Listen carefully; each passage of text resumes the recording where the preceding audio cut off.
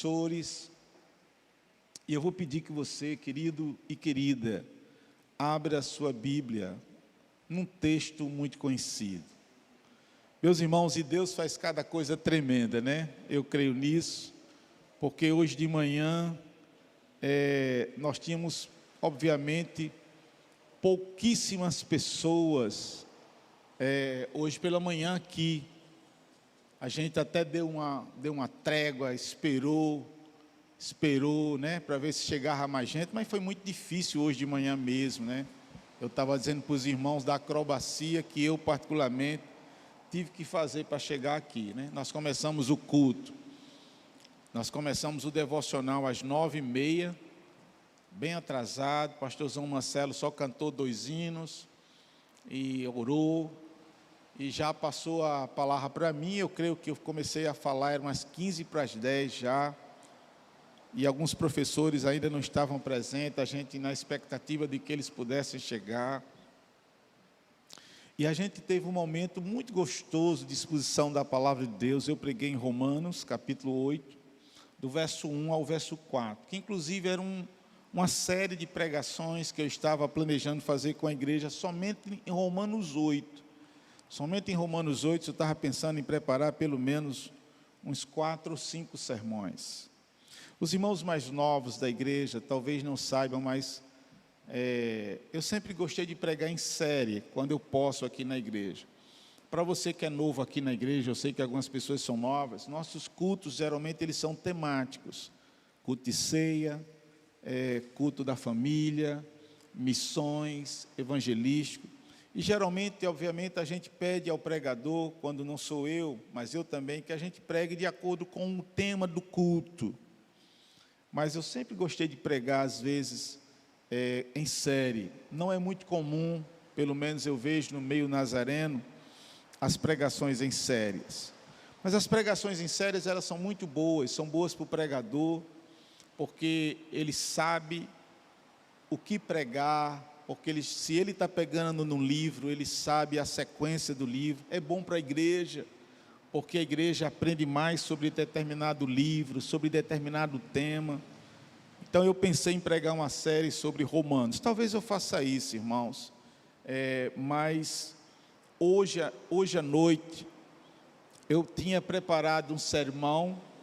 Eu falei para o pastor Ricardo e o pastor Feijão, antes de orar ali pelo culto, eu tinha preparado uma pregação para hoje à noite, baseada em 2 Coríntios, capítulo de número 4, do verso 16 ao verso de número 17, aquele texto muito conhecido, quando o apóstolo Paulo diz: portanto, não desanimamos, ainda que o nosso homem exterior se corrompa, contudo o interior se renova a cada dia, porque nossa leve e momentânea tribulação produz para nós eterno peso de glória, porque nós não atentamos nas coisas que se veem, mas nas coisas que não se veem.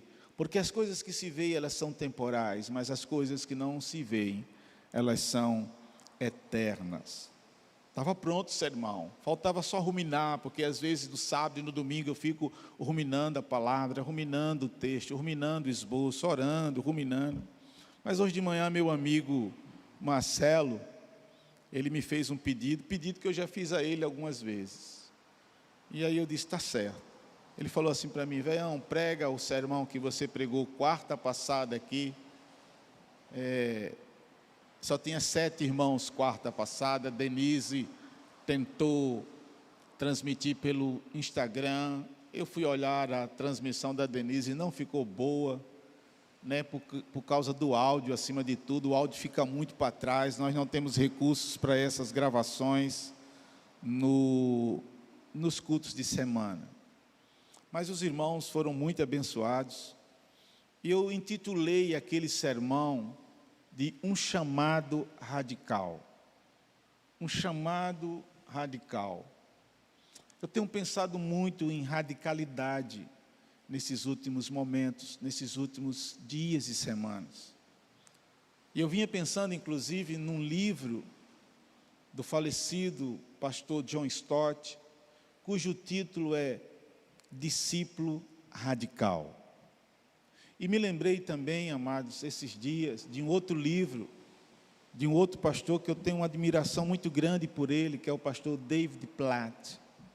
David Platt escreveu, pelo menos eu li, a gente estudou junto aqui, equipe pastoral na época, um livro desse autor e pastor. Ele é batista no sul dos Estados Unidos. E o primeiro livro que me chegou à mão desse irmão foi quando eu estive na Assembleia Geral de 2013 nos Estados Unidos, e eu fui rever algumas ovelhas na Flórida. E quando eu estava com aqueles irmãos na Flórida, eu disse: o que está lendo aqui nos Estados Unidos? Quem são os autores mais lidos aqui? E aí a família que me acolheu disse: David Platt, pastor. Eu nunca tinha ouvido falar nesse irmão. E eles disseram: eu acredito que não há livro dele ainda traduzido em português, mas o senhor lê espanhol? Eu disse: leio sim. E eles me levaram numa livraria hispana e eu comprei um livro cujo título é Radical. Foi o primeiro livro de David Platt escrito traduzido para a língua portuguesa. Esse livro é um chamado a um seguimento a Jesus de modo radical. David Platt é um pastor muito especial para essa geração, assim como Francis Chan.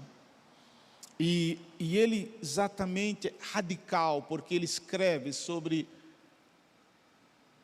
algumas ações e atitudes da nossa vida que elas precisam ser radicais. Nós vivemos, inclusive, irmãos, um momento cultural muito difícil. Muito difícil. Momento cultural que você não pode discordar de alguma coisa porque você é chamado exatamente de radical. Momento cultural e político e ideológico que você não pode dizer isso está errado, porque se você falar isso está errado, vão lhe chamar de retrógrado, vão lhe chamar de qualquer coisa terminado com ista.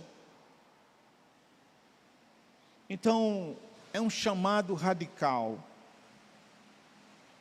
Para alguns, talvez, que vão ouvir essa pregação, porque ela cai na rede, hoje mesmo, na verdade, ela já está na grande rede. Algumas pessoas talvez vão assistir, e mesmo sendo cristãos, eles não vão concordar com o que o vosso pastor está dizendo aqui nessa noite. E eu vinha pensando em John Stott, quando ele chama o discípulo de Jesus para ser radical. E quando eu pensava também em David Platt, quando ele chama o discípulo de Jesus para ser radical. E quando eu olho a Escritura Sagrada, notadamente o chamado ao discipulado, pastor Ricardo, vocês devem lembrar daqueles 3 diálogos que acontecem de Jesus com alguns homens. Lucas registra melhor esses diálogos, quando um deles diz assim: Senhor, deixe-me seguir, eu quero te seguir para onde tu for. E aí Jesus olha para aquele homem e diz assim: as aves dos céus têm os seus ninhos, a raposa tem os seus covis, mas o Filho do Homem não tem onde reclinar a sua cabeça.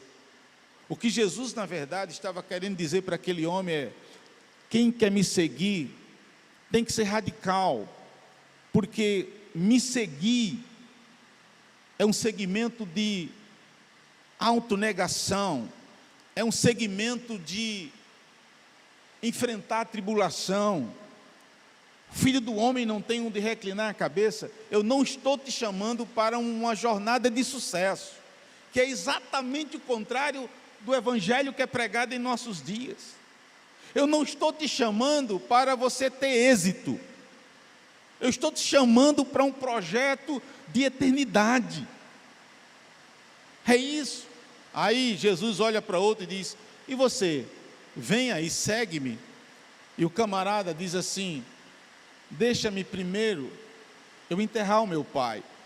Muita gente acha que Jesus não foi tão quebrantado, misericordioso, porque Jesus diz assim: deixa os mortos enterrar os mortos, mas tu vem e segue-me. Na verdade, quando a gente analisa esse texto por um prisma da cultura palestiniana, o que aquele homem está querendo dizer é: deixa eu esperar que meu pai morra, porque era cultural, o filho não podia deixar o pai enquanto o pai não morresse.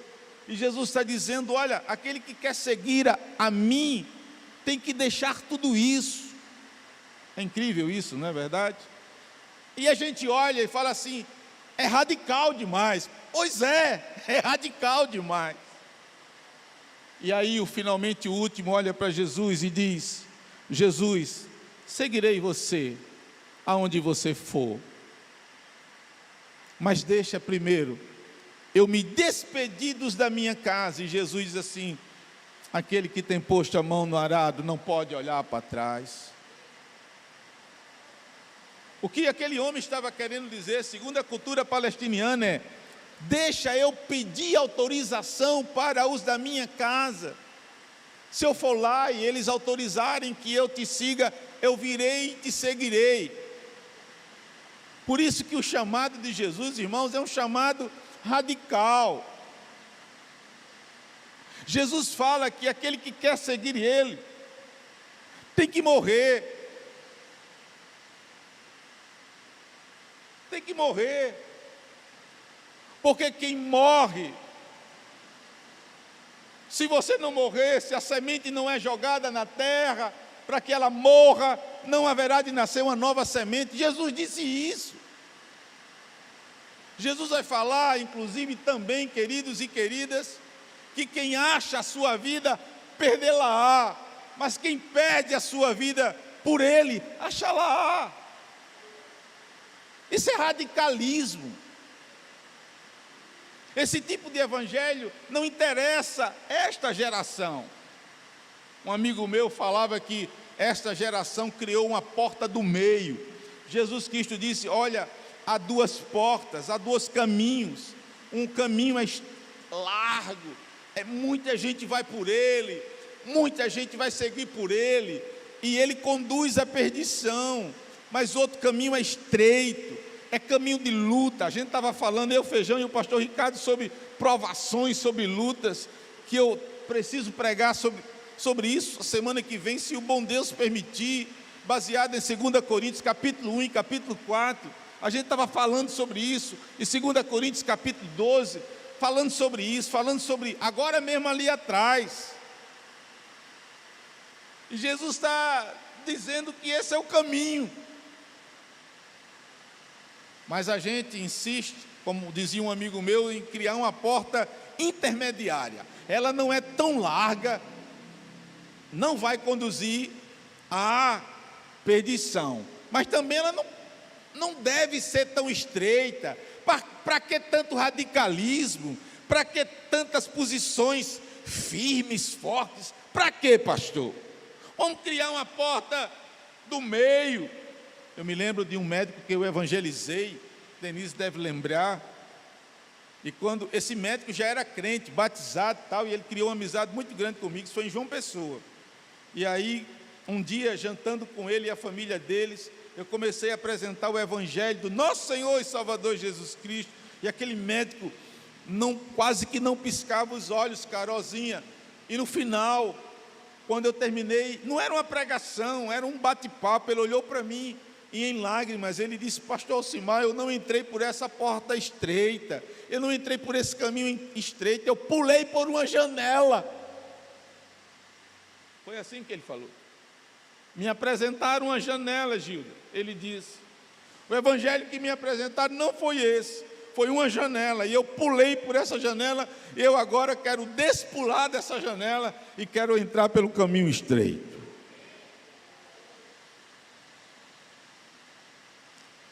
No livro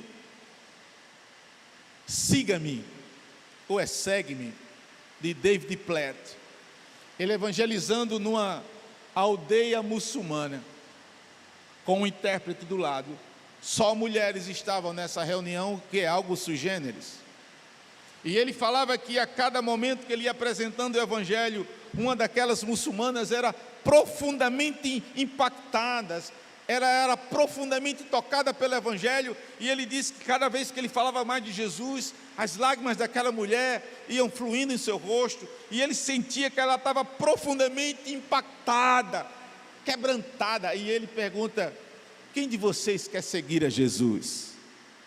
E aquela moça, em lágrimas, ela baixa a sua cabeça, e David Platt diz nesse livro, ela sabe a decisão que está para tomar, pode incorrer na sua própria morte.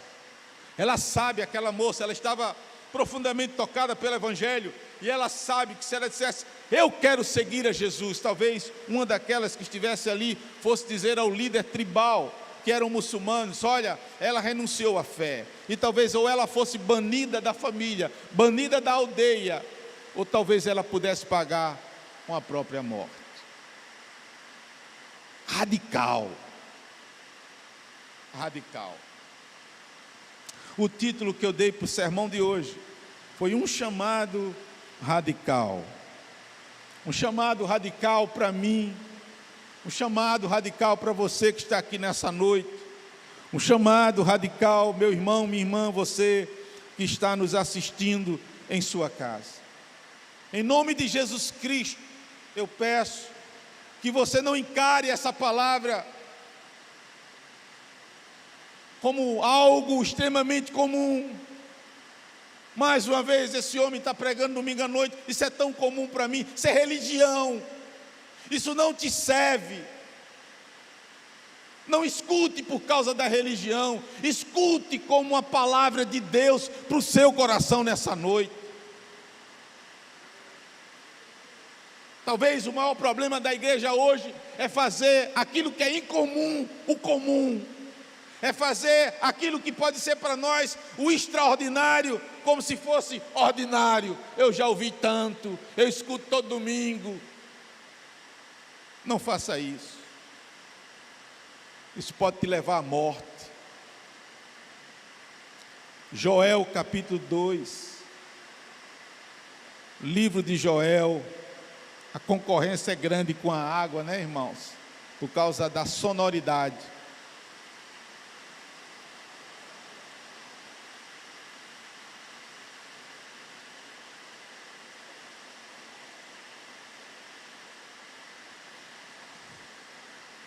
A partir do verso número 12, Joel 2, 12. Assim diz a palavra de Deus.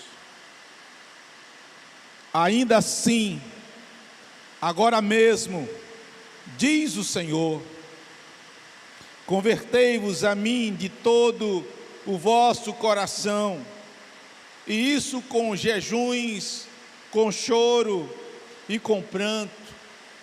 Rasgai o vosso coração e não as vossas vestes, e convertei-vos ao Senhor, vosso Deus, porque Ele é misericordioso e compassivo, e tardio em irar-se, e grande em benignidade, e se arrepende do mal. Quem sabe se não se voltará e se arrependerá e deixará após si uma bênção, uma oferta de manjares e libação para o Senhor vosso Deus. Tocai a trombeta em Sião, promulgai um santo jejum, proclamai uma assembleia solene, congregai o povo, santificai a congregação, ajuntai os anciãos, reuni os filhinhos e os que mamam. Saia o noivo da sua recâmara e a noiva do seu aposento. Chorem os sacerdotes, ministros do Senhor, entre o pórtico e o altar, e orem. Poupa o teu povo, ó Senhor, e não entregues a tua herança ao opróbrio, para que as nações façam escárnio dele. Porque hão de dizer entre os povos, onde está o seu Deus? Um chamado radical. Eu, quando preguei quarta-feira passada, meu amado Cledivaldo, quando eu estava preparando o sermão, esse sermão, semana passada, para pregar na quarta, no devocional com a irmã Denise, a gente lê a palavra, ora juntos, conversa. E eu comecei a fazer perguntas para Denise. Denise, você sabe quando Joel profetizou? Ela, não. Você sabe para que rei ele profetizou? Ela disse, também não. E eu disse, você sabia, Denise, que o livro de Joel é um dos livros mais difíceis de localizá-lo em termos de história, localizá-lo em termos de época, exatamente porque Joel, ele não fala o nome de nenhum rei. Joel não fala o nome, não cita nomes de autoridades no seu livro. E desse modo, amado, fica difícil, muitas vezes, os estudiosos contextualizarem historicamente o livro de Joel. Contudo, alguns estudiosos dizem que talvez a profecia de Joel seja uma das profecias mais antigas para o povo de Israel. Alguns acham que o seu livro foi escrito por volta do século IX. Século IX. Talvez ainda quando a nação fosse uma unidade. Talvez ainda antes que a nação tivesse dividida. Mas alguns dizem que não. Talvez ele foi já um profeta que profetizou para o reino do norte no século IX. E é muito tempo, por volta do ano 800 e alguma coisa, antes de Cristo. Alguns acreditam, contudo, que a profecia dele é mais recente, porque ele fala muito de sacerdotes no seu livro, ele fala muito de ministros de Deus, e isso é muito claro na restauração de Israel, por volta do século V, quando Israel consegue voltar, ou Judá consegue voltar para Jerusalém. Não se sabe ao certo. Agora, contudo, o tema principal do seu livro, amados, é possível identificar claramente. Pelo menos há 4 temas principais no livro deste querido profeta. O primeiro tema do seu livro é o juízo divino. Joel faz questão de dizer no seu livro que o Deus que nós servimos é um Deus que julga, é um Deus de justiça. Ele é misericórdia e é graça, mas esse Deus também julga. Esse Deus manifesta o seu juízo. O segundo tema, segundo os estudiosos desse livro, é exatamente a quebra da aliança. Nós sabemos que Deus pactuou, Deus fez alianças com o povo no Antigo Testamento, e essa aliança, muitas vezes, ela foi quebrada por causa do pecado. E o profeta denuncia essa quebra de aliança. Mas há um terceiro tema principal nesse livro. E o terceiro tema principal, amados e amadas, que inclusive tem a ver com o texto que nós lemos, é o arrependimento sincero. Deus chama o povo a se arrepender sinceramente, a não se arrepender com leviandade, a não se arrepender meramente por emoção, a não se arrepender, querido e querida, falsamente, superficialmente. Deus chama o povo a um arrependimento sincero, e o que nós vemos na profecia é que se há um arrependimento sincero, esse Deus que é justo, Ele pode suspender inclusive o castigo que Ele haveria de trazer sobre o povo. E finalmente tem um quarto e último assunto extremamente importante na profecia de Joel. E esse tema extremamente importante na profecia de Joel, que é trazido para nós, vem através de uma expressão: dia do Senhor. O grande e temível dia do Senhor. O grande e terrível dia do Senhor. Esse ou essa é uma expressão, como nós chamamos na teologia, de profundamente escatológica. Ela aponta para frente, ela aponta para o futuro, e é o que tudo indica, o que Joel estava querendo dizer, que o dia do Senhor será um dia de trevas para aqueles que são impenitentes. Esse dia do Senhor será um dia terrível para aqueles que não seguem a Deus ou nunca seguiram a Deus. Esse será um dia, e a gente pode até depois aprofundar num sermão escatológico, onde os homens se esconderão, onde os homens, eu estou falando genericamente, procurarão a morte e não acharão. Esse é um dia pesado, um dia de trevas, um dia de juízo, um dia da ira. Mas para aqueles que servem a Deus, que seguem a Deus, o dia do Senhor será um dia de bênçãos, louvado seja o nome do nosso Senhor. Será um dia de júbilo, será um dia de vitória, será um dia de regozijo, será aquele dia que a gente vai dizer: acabou tudo, todo sofrimento, toda adversidade, toda angústia, todo choro, toda doença, toda patologia, acabou, chegou o grande dia do Senhor. Aleluia. Mas irmãos, eu disse nessa noite que o título desse sermão era um chamado radical. E eu gostaria de falar sobre esse chamado.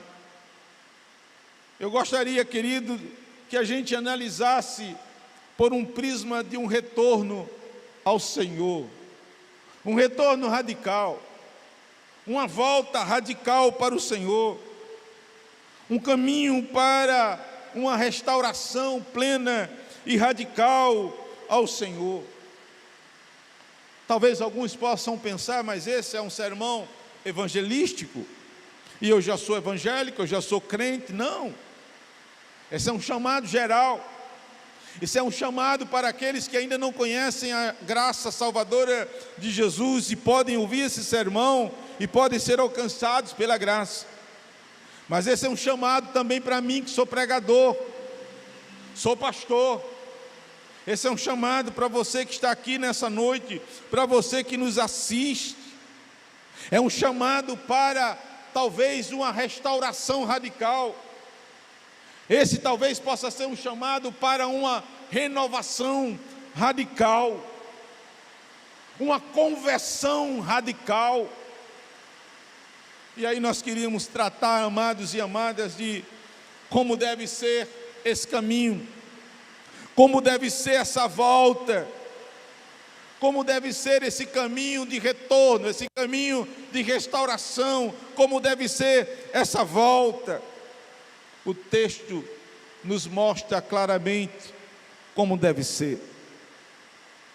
Anote se você gosta de anotar. Em primeiro lugar, essa deve ser uma volta para uma relação pessoal com Deus.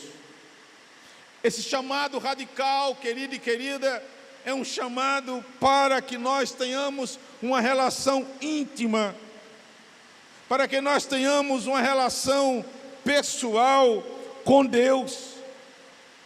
Veja que o profeta, querido e querida, diz no verso de número 12, diz o Senhor. Quem está dizendo é o Senhor. Obviamente ele usa a boca do profeta para ser instrumento, para ser arauto, para ser o pregador, mas quem está dizendo é Deus. Quem está dizendo é o próprio Senhor. E ele diz: convertei-vos a mim, voltem para mim, retornem para mim. É um chamado radical para uma relação radical, pessoal, íntima com Deus. Hoje de manhã, pregando sobre Romanos capítulo 8, no verso 1, quando o apóstolo Paulo diz: nenhuma condenação há para os que estão em Cristo Jesus. E os irmãos vibraram nessa manhã, quando eu disse: isso é a base da justificação. Quando Paulo está dizendo, nenhuma condenação há, Paulo está dizendo, vocês foram justificados. Significa dizer que vocês foram perdoados dos pecados, e significa dizer que agora vocês estão libertos da culpa. Crente não deve viver com culpa. Jesus Cristo nos justificou. Mas hoje de manhã, pregando sobre isso, eu disse que uma coisa encantadora no que Paulo fala, e naquilo que nós vemos nesse texto, que me parece muito relevante e interessante, é que a parte ofendida, que é Deus, Ele busca a parte ofensora, que somos nós. Como é que pode isso, Carol? É Deus, volte buscando aquele que se afastou dele. É Deus buscando, Kátia, aquele que ofendeu a Ele. Porque é assim. Em Adão nós ofendemos a Deus. Em Adão nós nos afastamos de Deus. Em Adão nós desobedecemos a Deus. E Deus, a parte ofendida, vem em busca da parte ofensora. Aleluia, isso é graça que foi cantada aqui nessa noite. Maravilhosa graça. Convertei-vos a mim. Mas a gente sabe que a gente não se converte por si só. Eu vou me converter hoje. Não existe isso. Eu vou procurar pastor Ricardo, ele vai me converter hoje. Sai dessa. Eu vou procurar a religião tal, tal ou tal, e na religião tal eu vou me converter. Sai dessa. Conversão é graça derramada em nós. É o amor imerecido de Deus sendo manifesto em nós. Talvez alguns que estejam aqui nessa noite não foram alcançados por essa graça. Você que nos assiste, talvez também não tenha sido. Você que vai me assistir, também não tenha sido. É a parte ofendida buscando a parte ofensora. Convertei-vos a mim, mas nós sabemos que é a graça que está nos trazendo. E amados e amadas, deixe-me dizer uma coisa. Vários estudiosos desse texto, eles são praticamente unânimes em dizer que esse é um chamado para um relacionamento íntimo com Deus. E alguns ousam dizer, e eu creio nisso, isso não é apenas um chamado para o arrependimento. Deus não está chamando apenas para o arrependimento. Deus está chamando para algo além do arrependimento. Deus está chamando o homem para caminhar intimamente com Ele. Caminhar com Deus. E certo comentarista vai dizer algo interessante, que esse pastor que está pregando aqui tem repetido tantas vezes isso, irmãos. E certo comentarista diz, não é apenas um retorno aos rituais, não é. E aqui para o judeu isso era muito importante. Nós sabemos como a tradição judaica, ou a religião do judaísmo, era profundamente ritualística, mas não é um chamado para rituais. Deus não está chamando amados e amadas para rituais, não é. Tampouco, amado, diz esse comentarista, esse não é um chamado simplesmente para o templo, não é, amados.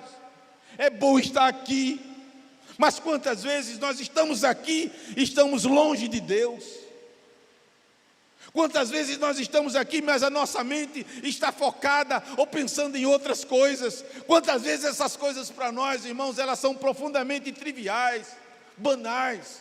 A gente faz como se fosse um cumprimento de tabela.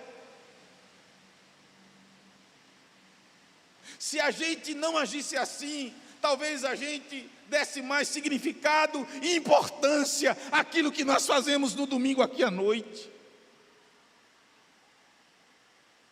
E eu não estou falando de reunião, e eu não estou falando que a igreja está secando, que os irmãos não estão mais vindo.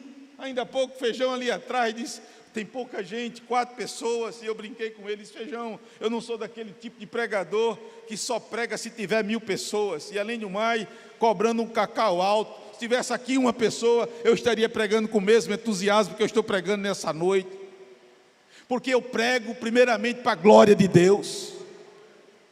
Eu digo isso do fundo do meu coração, Deus o sabe. Não é um chamado simplesmente para vir para o templo, não, amados, mas esse é um chamado para uma relação íntima com Deus. O comentarista diz, não é um retorno simplesmente à igreja, à doutrina, ou à ortodoxia, ou à vida moral pura. Isso são importantes, sem sombra de dúvida. A igreja é importante, doutrina é importante, ortodoxia é importante, vida moral é importante. Mas, amados, esse é um chamado para a gente ter uma relação íntima e pessoal com Deus. Sede de Deus, desejo de Deus.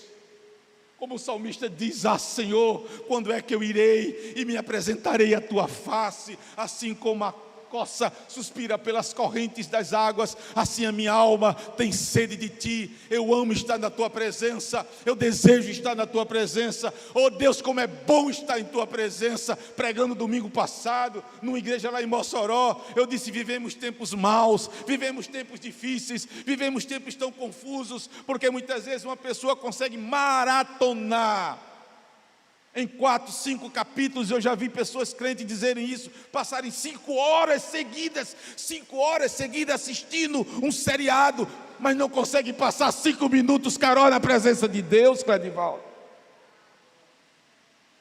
Porque cansa, não há mais paixão, não há mais desejo, não consegue, Kátia, leia a palavra, as coisas são obrigadas, engessadas. Peça a Deus hoje libertação. Diga, Deus, eu quero estar na tua presença. Esse é um chamado para uma relação pessoal com Deus. É um chamado para priorizar Deus nas nossas vidas. Eu tenho pensado tanto nisso, irmãos. Porque como ativista que eu sou, já falei tanto para vocês aqui, se bem que nesses últimos meses, até por orientação médica, eu tenho reduzido a minha intensidade de doação à igreja. Mas eu nunca esqueço o que eu vi de um pastor, muitos anos atrás, que teve uma grande depressão por causa do ativismo. Ele disse uma frase que ecoa na minha mente até hoje, quando ele disse, muitas vezes nós nos ocupamos tanto com a obra do Senhor, que nos esquecemos do Senhor da obra. Irmã Lúcia, eu abro o coração com vocês, irmãos, vocês me conhecem. Eu já passei por alguns momentos na minha vida, irmãos, como foi doloroso isso, onde eu fiz tanta coisa na igreja, sabe, durante o dia, tanta coisa, eu aconselhei, eu visitei, eu trabalhei administrativamente, e às vezes quando eu ia tomar banho, 5 horas da tarde, chegando em casa cansado, irmãos, eu ouvia audivelmente, Feijão, a voz do Espírito Santo dizendo, você fez muita coisa para mim hoje, muito bacana, mas quanto tempo você passou comigo hoje? Irmãos, eu caía no choro e dizia, ó Deus, me perdoe, que os meus melhores segundos, minutos e horas seja na tua santa presença. Afinal de contas, o que darei eu aos meus irmãos se eu não tiver tido comunhão com o Senhor? O que eu posso fazer talvez sejam belos discursos, mas sem graça e sem unção. Esse é um chamado para a gente se relacionar com Deus. Mas, amados, esse chamado radical é um chamado para a gente se voltar a Deus com profundidade.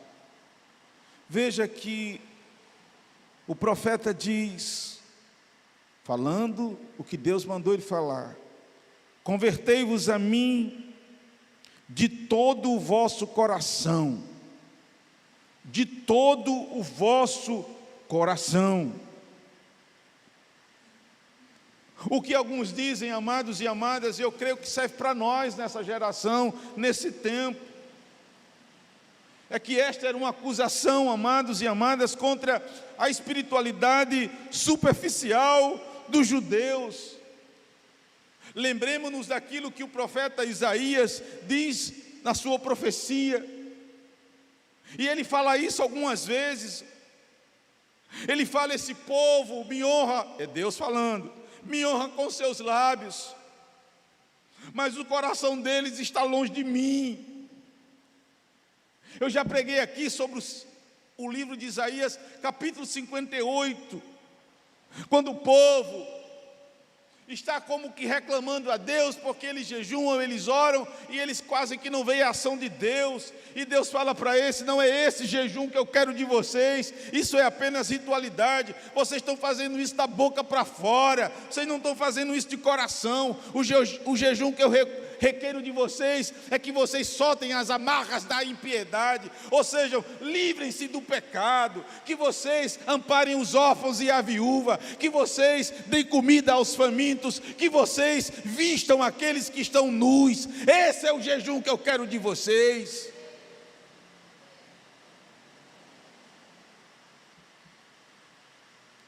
E eu fico pensando, amados, que essa denúncia é uma denúncia que ela ecoa pelos séculos dos séculos, e ela chega ao nosso tempo, e eu penso que talvez em nosso tempo seja ainda mais complicada.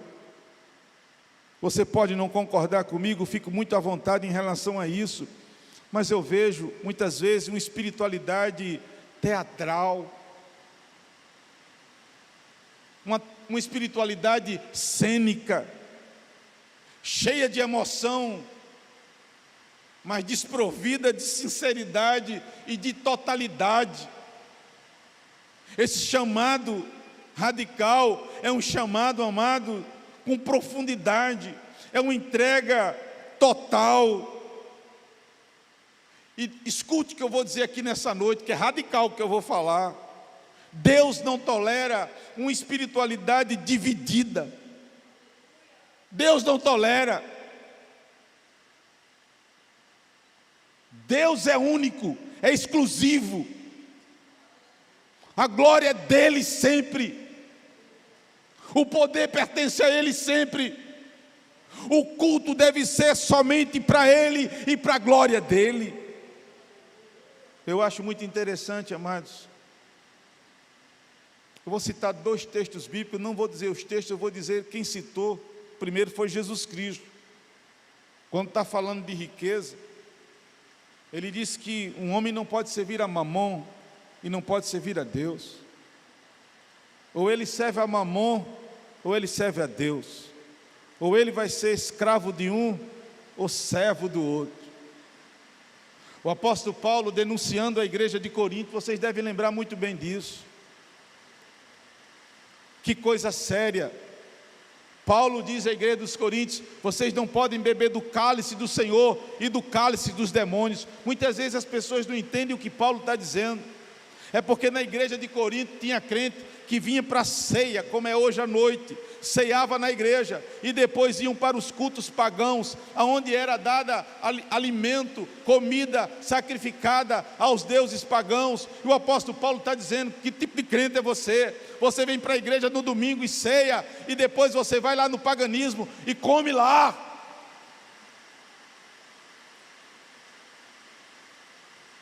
Deus não tolera uma espiritualidade dividida. Pastor, que radicalismo é? Deus não tolera a espiritualidade que pende de um lado para o outro. Deus não quer a metade do meu coração, nem a metade do seu coração. Deus quer todo o nosso coração. Buscar-me-eis e me achareis, quando me buscardes de todo o vosso coração. E aí eu contei aquela historieta, feijão, que vocês já ouviram 58 mil vezes. Mas Luzia não tinha escutado quarta-feira, escutou. E talvez hajam pessoas aqui que ainda não viram. Há pessoas novas chegando na nossa igreja. Uma ilustração que fala muito bem sobre essa entrega total, essa espiritualidade radical, com profundidade, essa consagração radical. Eu vou falar de uma história que eu vi de um pregador. Certo pregador estava num congresso de milhares de jovens, numa grande arena, e ele chamava os jovens para se entregarem totalmente a Deus, se consagrarem totalmente ao Senhor. E no final ele fez um apelo: quem quer se entregar totalmente a Deus, vem aqui na frente.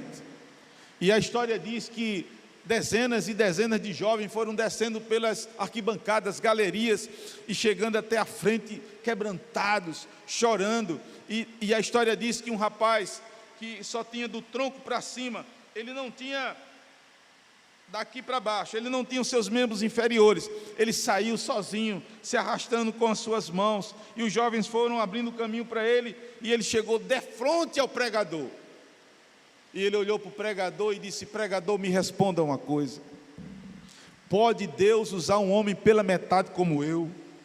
E o pregador disse: sim, Deus usa um homem pela metade como você, quando o homem pela metade se entrega totalmente a Ele. Mas jamais Deus usará um homem totalmente, se ele se entregar apenas pela metade a Ele. Como é que tem sido a nossa entrega, irmãos? Ela é parcial? Ela é total? Pastor, que radical! O chamado é radical. Em terceiro e penúltimo lugar, irmãos, esse chamado radical deve ser um retorno para Deus com diligência e quebrantamento. Veja, queridos e queridas, que o profeta diz que esse retorno, além de todo o coração, ele deve ser com jejuns, com choro e com pranto. Esse é um chamado para um arrependimento hoje. E o que o profeta está dizendo é que ele deve ser feito com muita urgência e com muita sinceridade. É por isso que o jejum entra nesse texto, porque o jejum significa exatamente quebrantamento. Quando nós estamos jejuando, nós estamos querendo dizer que Deus é mais importante do que o sustento do corpo. O jejum nos leva a um quebrantamento, a desejar mais o pão do céu do que o pão da terra. É isso aí, amados. Eu desafio você, pega no YouTube e bota lá a história dos grandes avivamentos modernos. Você vai ver, tem vários vídeos lá, alguns estão legendados, que as histórias dos grandes avivamentos modernos começaram com oração, com jejum e com arrependimento. E não foi com muita gente não, foi com pouca gente. Se uma igreja como essa que está aqui nessa noite resolvesse dizer: nós vamos jejuar para valer, nós vamos orar para valer, e nós vamos ver o poder de Deus manifesto nesse lugar. Ah, queridão, sai de perto, cão.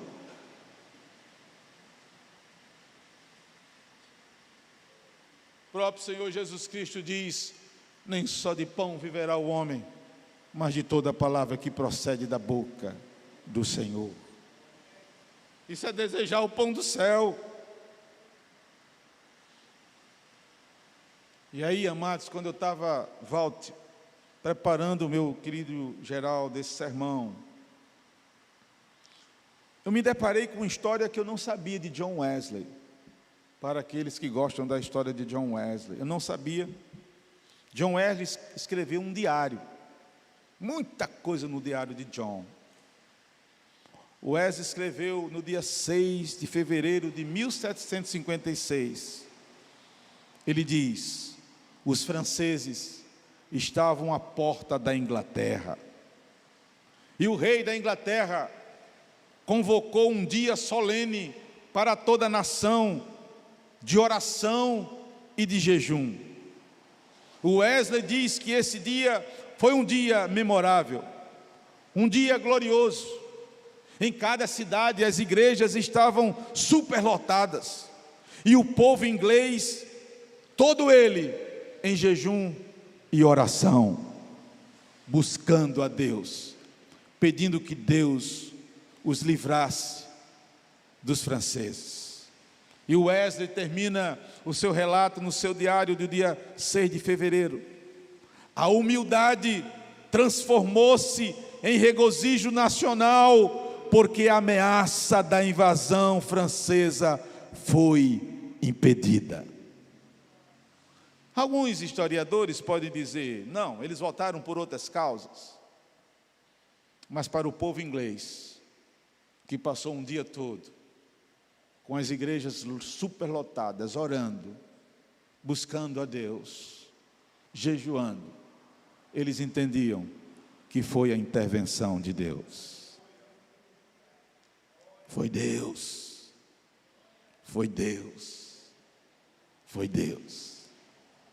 Meus irmãos, a gente não tem noção, não tem, do que pode acontecer quando o povo de Deus, que somos nós que estamos aqui, começa a jejuar e orar. Dizem que a rainha da Inglaterra, eu acho que era Elizabeth, século XVI, acredito eu, quando a esquadra espanhola que dominava quase toda a Europa naquele momento, apontou para a Inglaterra, um dos seus súditos, conselheiros, disse: Majestade, a esquadra espanhola se aproxima daqui. E ela disse: eu não tenho uma esquadra espanhola, eu tenho a oração de John Knox. John Knox era um escocês, piedoso, cheio de Deus, assim, de intimidade com o Senhor. E a rainha sabia. A rainha dizia: quando esse homem ora, Deus ouve e Deus age. Meus irmãos, nós precisamos de gente assim. Oh, meus irmãos, de gente que jejua, que ora.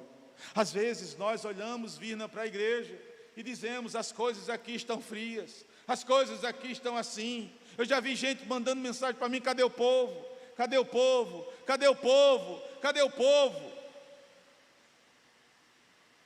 Eu penso que talvez as coisas fossem mais diferentes. No lugar da gente estar procurando culpados, isso ou aquilo, se a gente dissesse: vamos orar, vamos jejuar, deixa de estar cobrando, deixa de estar fazendo isso, comece de você. Deus, eu quero intimidade, eu quero profundidade, eu amo essa igreja, eu quero ver as coisas acontecendo nela, o poder de Deus manifesto aqui. Foi John Wesley que disse. Alguns dizem que ele disse 10, outros dizem que ele disse 100, eu não sei direito, mas ele disse: dê-me 10 homens que não temam nada a não ser o pecado, e que desejem ardentemente a presença de Deus, e eu mudarei a Inglaterra. E mudou.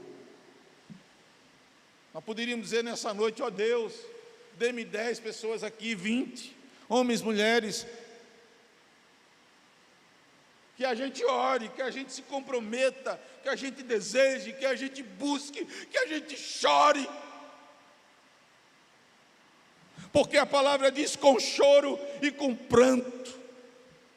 O povo foi convocado a chorar diante de Deus, irmãos. E nós temos que entender, Nazaçu, que quebrantamento exatamente começa, na verdade, uma mudança radical. começa com quebrantamento no coração, começa com choro, começa com lágrimas. A igreja precisa voltar a chorar pelos pecados, pelos rumos que a sociedade tem tomado, mas pelo contrário, eu vejo os crentes brigando na internet, sendo partidários de ideologia, sendo partidários de partidos, partidários disso, brigam, mas não oram, não choram, não se quebrantam.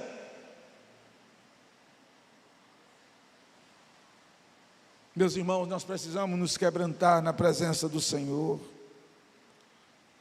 O chamado radical é um chamado diligente, é um chamado de quebrantamento, deve ser com choro, com pranto. Eu pergunto a você que está nessa noite aqui, qual foi a última vez que você chorou pela igreja? Qual foi a última vez que você chorou pelos perdidos? Qual foi a última vez que você chorou por essa nação? Talvez você nem lá lembre mais. Finalmente, amados e amadas, para nós recebermos a ceia nessa noite, esse chamado radical é um chamado para uma volta com sinceridade. Veja que o profeta diz, é Deus falando: rasgai o vosso coração e não as vossas vestes. Mais uma vez, existe uma acusação contra a espiritualidade, a religiosidade superficial dos judeus. Vocês devem lembrar que quando os judeus eles queriam demonstrar arrependimento e quebrantamento, eles rasgavam as vestes, colocavam cinza na cabeça e se jogavam no chão.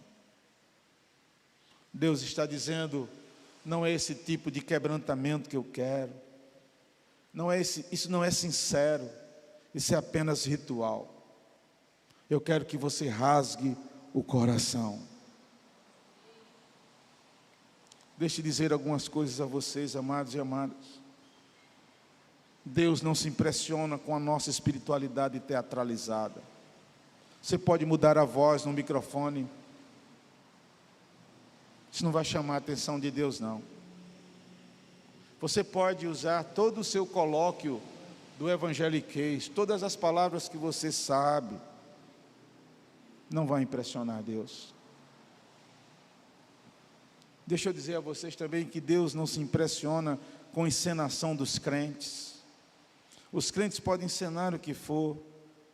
Lembrem do que Deus falou a Samuel na escolha de Davi, quando Samuel se encantou com os primeiros irmãos de Davi, os caras bonitões, fortões, tudo saradão. Samuel olhava e dizia: aí está o sucessor de Saul. E Deus falou: oh, profeta equivocado, Deus não vê como o homem vê. O homem vê a casca, Deus vê o que está dentro. Deixa eu dizer para vocês que Deus não se deixa impressionar com os nossos gestos, palavras bonitas, e um choro falseado sem quebrantamento. Deus não se impressiona com isso, não, irmãos. Deus não aceita quebrantamento forjado. Deus não aceita uma piedade farisaica. Deus não aceita. É preciso rasgar o coração. É preciso quebrantar a alma, arrepender e buscar a transformação. Deixe-me dizer uma coisa para vocês que é bíblico.